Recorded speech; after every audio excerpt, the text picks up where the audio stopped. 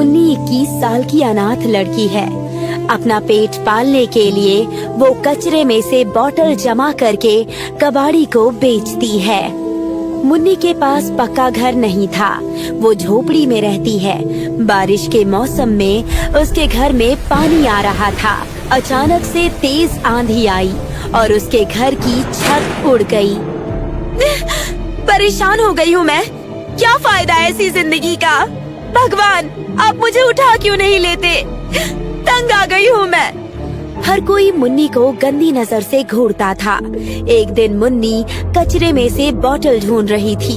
तभी एक आदमी मुन्नी के पास आता है। मुन्नी, हाय मुन्नी, तब से कचरे में क्या ढूंढ रही है? तुझसे मतलब? अपना काम कर तू। हाय हाय, तीखी जबान। मेरे साथ मेरे घर चल, तुझे रानी बना के रखूंगा। वो आदमी गंदी नजर से मुन्नी को देखता है और फिर बातों बातों में मुन्नी का हाथ पकड़ के अपनी तरफ खींचता है। अगली बार अगर मेरा हाथ पकड़ा ना तो सबके सामने थप्पड़ मारूंगी तुझे। हरामजादे, भाग यहाँ से। बूढ़ी माँ अपने ढाबे से ये देख रही होती है। मुन्नी लड़की होके भी बिना डरे उस आदमी को थप्पड़ मार देती है। मुन्नी की हिम्मत देखकर बूढ़ी माँ उसके पास आती है। वाह बेटी, तुझ में तो बहुत हिम्मत है। अब वो आदमी अपनी पत्नी का भी हाथ पकड़ने से पहले सोचेगा। ऐसे लोगों के साथ ऐसा ही होना चाहिए माँ जी। कल पता नहीं क्या करेगा। हाँ बेटी, पर तू कचरा क्यों चुनती है? अनाथ हूँ ना मैं, अपना गुजारा करने के लिए ये सब करना पड़ता है मुझे। और इसी बात का फायदा ये लोग उठाते हैं। राह चलते छेड़ना, बुरी नजर से देखना। अगर मेरा भी परिवार होता तो ऐसा नहीं होता मेरे साथ। मेरी भी कोई औलाद नहीं है। अब से तू यही मेरे साथ रहेगी, एक परिवार की तरह। क्या सच में? हाँ, अब से ये ढाबा जितना मेरा उतना ही तेरा है। मुन्नी बूढ़ी माँ के साथ उन्हीं के ढाबे पे रहने लगी। हर दिन ढाबे की साफ सफाई, झाड़ू पोछा और खाना बनाने में बूढ़ी माँ की मदद करती थी वो। क्या खुशबू आ रही है। क्या फायदा ऐसी खुशबू का जब लोग खाना खाने आते ही नहीं हैं। सब लोग उस बड़े होटल में खाना खाने जाते हैं। इस ढाबे में तो कोई भी आता ही नहीं है। बूढ़ी माँ, सब आएंगे। वो कैसे? शायद लोग बोर हो गए हैं वही दाल चावल खा खा कर, इसीलिए कोई नहीं आ रहा है। मुझे तो ज्यादा कुछ बनाना भी नहीं आता। तुझे आता है? हाँ, अब से खाना मैं बनाऊंगी। मुन्नी ने दाल चावल की जगह खट्टी दाल और मिर्च वाले चावल बनाए। मुन्नी के खाने की खुशबू बाहर तक आ रही थी। खुशबू इतनी अच्छी थी कि बूढ़ी माँ से रहा नहीं गया और वो एक प्लेट में खाना परोसकर खाने लगी। अरे वाह मुन्नी, क्या दाल चावल है। मुझसे तो रहा नहीं जा रहा है, थोड़े और दे देना। हाँ हाँ, अभी देती हूँ। ऐसे ही घूमते घूमते 4-5 लोगों का ग्रुप उनके ढाबे पर आता है। कहिए, क्या दूं? यहाँ का स्पेशल खाना क्या है वो दे। थोड़ी जल्दी दे, पेट में चूहे दौड़ रहे हैं। अभी तो खट्टी दाल और मिर्च वाले चावल हैं। जो भी है जल्दी दे दो। मुन्नी ने उन्हें खट्टी दाल और मिर्च वाले चावल दिए। सब लोग बड़े चाव से खाना खाने लगे, जैसे कई दिनों के भूखे हो। उन्होंने दोबारा खट्टी दाल और मिर्च वाले चावल मंगवाए। इस खाने के सामने तो बड़े बड़े होटल का खाना भी फेल है। अब से मैं यही खाना खाने आऊंगा। हाँ, मैं भी। दोनों बहुत खुश होते हैं। तुम्हारी वजह से मेरा ढाबा फिर से चल पड़ा है बेटी। धीरे धीरे उनके ढाबे पर लोगों की भीड़ बढ़ती गई। लोग दूर दूर से खट्टी दाल और मिर्च वाले चावल खाने आने लगे। क्या स्वाद है, मजा आ गया। लोगों की बढ़ती भीड़ के साथ मुन्नी का काम भी बढ़ गया। मुन्नी ने एक लड़के छोटू को काम पर रख लिया और दूसरी तरफ बड़े बड़े होटल वालों का नुकसान हो रहा था। उन्हीं में से एक था विवेक। इनके खट्टी दाल और मिर्च वाले चावल की वजह से हमारा होटल बंद ना हो जाए।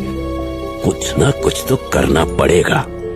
विवेक मुन्नी के ढाबे पर नजर रखने लगा।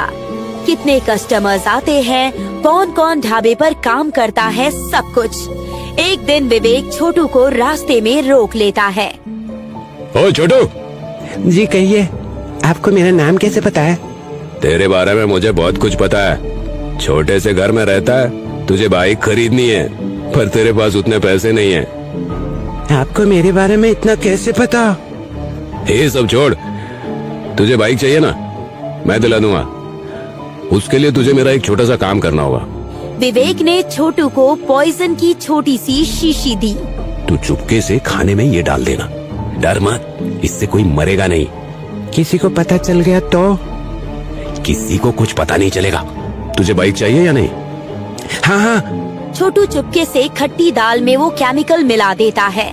लोगों की भीड़ हर दिन की तरह भरी हुई थी। सब लोग जहर वाला खाना खा लेते हैं। खाना खाने के थोड़ी देर बाद लोगों की तबीयत खराब होने लगती है। सब लोग उल्टियाँ करने लगते हैं और विवेक तुरंत फूड ऑफिसर को वहाँ बुलवा लेता है। हमें कंप्लेंट मिली है, आपके खाने में पॉइजन मिला है। क्या? नहीं सर, मैं अपने खाने में कोई मिलावट नहीं करती हूँ, आप चेक कर लीजिए। वो तो हम करेंगे ही। फूड ऑफिसर रसोई घर में चेक करते हैं। उन्हें पॉइजन की शीशी मिलती है और खट्टी दाल के ऊपर साफ साफ पॉइजन दिख रहा होता है। ये शीशी किसकी है मुझे नहीं पता, और किसने ये दाल में मिलाई मैं ये भी नहीं जानती हूँ। जहर मिलाती है। अब तुझे जेल में पता चलेगा कि लोगों की जान के साथ खेलने का नतीजा क्या होता है। मुन्नी ऑफिसर को समझाने की कोशिश करती है, पर कोई भी मुन्नी की बात नहीं मानता है और मुन्नी को जेल हो जाती है। विवेक बहुत खुश होता है। लोग पहले की तरह उसके होटल में आने लगते हैं। बहुत अच्छा लग रहा है, इतने दिनों बाद फिर से इतने लोगों की भीड़ देख के। अब भगवान जाने अब मुन्नी की क्या हालत होगी। विवेक छोटू को एक महंगी बाइक दिला देता है।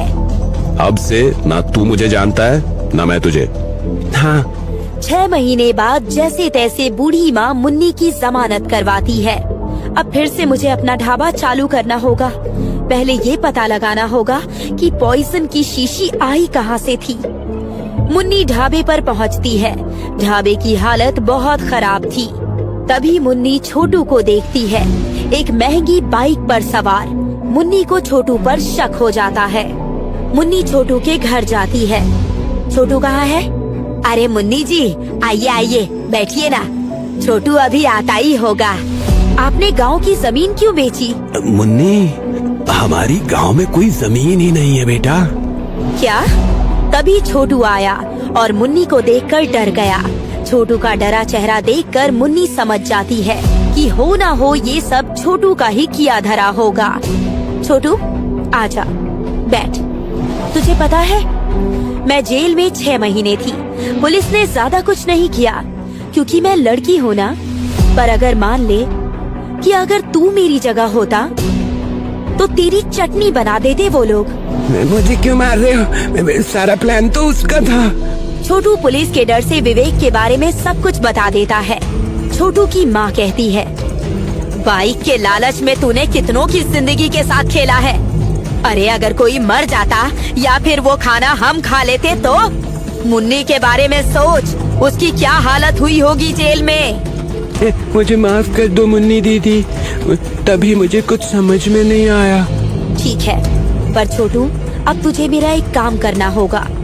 जो तूने विवेक के कहने पर किया ना, वो सब तुझे फूड ऑफिसर को बताना होगा। छोटू ने फूड ऑफिसर के सामने सब कुछ साफ साफ बोल दिया। फूड ऑफिसर विवेक को सबके सामने गिरफ्तार करते हैं। मुन्नी, मैं तुझे छोड़ूंगा नहीं। पहले जेल से तो आजा।